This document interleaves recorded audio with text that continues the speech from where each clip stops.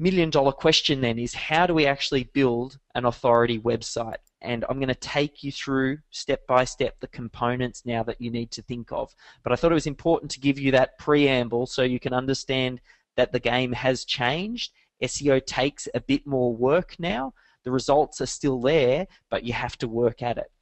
So firstly, the way that Google calculates how you're an authority, there's actually many things that it takes into its equation that it's looking for. If you imagine, it's like they've got this big long checklist of all of these different items, and then what they'll do is certain line items on this checklist will collect certain points. Now, some items will be worth more points than others. Now, we don't know exactly what exact each line item is, and we don't know what weighting it is giving it.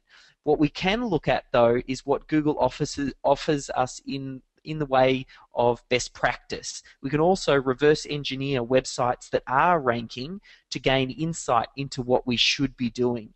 So I'll give you a little bit of a checklist of some of these things, but what we're following here ends up being best practice. And these are the three areas that you need to think about. It's usability, it's technicals, and it's links. Now, I'll break that down. Usability is when people actually get to your website, are they able to find what it is that they're looking for? How do they engage with your website? Do they stick or do they bounce off straight away?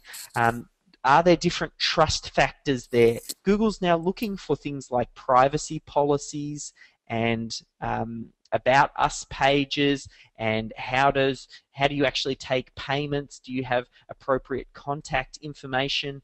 All of this information now is part of this usability equation. Then there are the technical things, like how quickly is your website loading?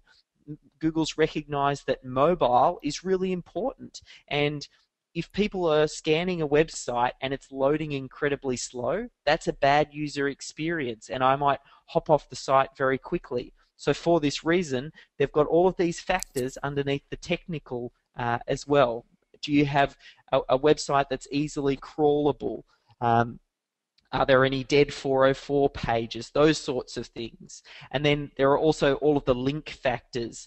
If you have a bad backlink profile, and how are you actually building your links? So if you imagine each of these three categories here, the usability, the technicals, and the links, imagine under each one of these categories there's a checklist for each one. So there might be, a couple of hundred items under usability that they check. There might be a couple of hundred items under technicals that they check. There might be a couple of hundred items under the links that they check. And each one of these categories, it's like they get a score. So you might get a 0.7 for your usability. You might get a 0.3 for your technicals, and you might get a 0.6 for your links. And then they multiply those together, and that gives you a final score, which then it's almost like it gets applied to your website and will determine how well Google's going to rank you. So the takeaway here is, in the past, if you had any SEO problem, you would just overcome it by sending more links at it. But now that equation doesn't work anymore. If you've got bad usability, no matter how good your links are or how good your technicals are, you're still not going to rank. Same with, let's say you've got great usability and great technicals, but you've got a horrible link profile. There's no way that you're going to rank there, because you've got one lead weight weighing you down. And because it's a multiplication thing, a very low score in one category actually tarnishes the other areas. So it's that sweet spot in between these three circles that I've got on the screen right there, right in the middle where the three circles intersect. That's where you get great rankings. But you need to have good usability, you need to have great technicals, and you need to have a good link profile as well.